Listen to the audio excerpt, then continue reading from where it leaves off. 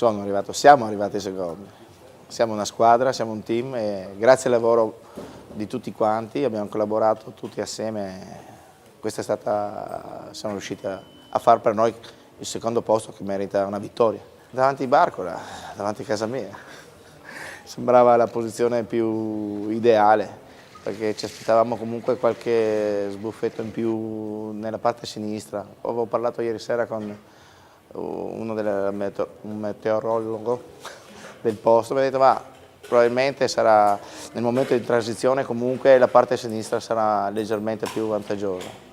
Sebbene la linea fosse un po' più vantaggiosa, un po' più corta verso Miramare, abbiamo preferito stare in quella zona là, ma eravamo più o meno tutti vicini, sia con Esime sia con Robertissima, cioè praticamente chi aveva capito un po', eravamo tutti nella stessa zona. E poi da sotto la prima parte ha pagato, poi nella seconda parte ha pagato tanto il mare, diciamo che ci hanno quasi chiuso davanti, ma a quel punto abbiamo resistito e inaspettatamente abbiamo anche sorpassato Esimit, che proprio non me l'aspettavo.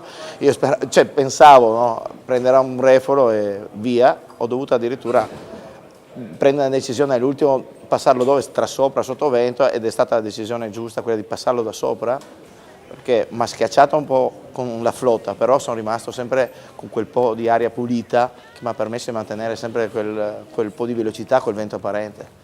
Chi ha provato di sotto come Rufo o altri sono rimasti naturalmente un po' sotto la cattedrale che Esimit faceva.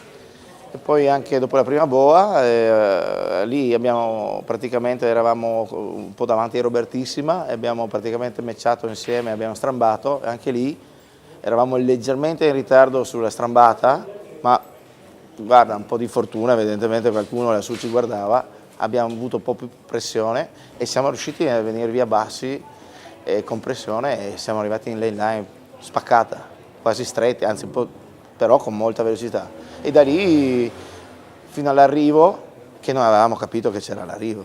Infatti dicevo al rimorchiatore, spostatevi, non vedete che state dando fastidio, e mi fa, gesti, è finita, che è finita, come è finita? Si continua, sì. Mi devo ancora rendere conto.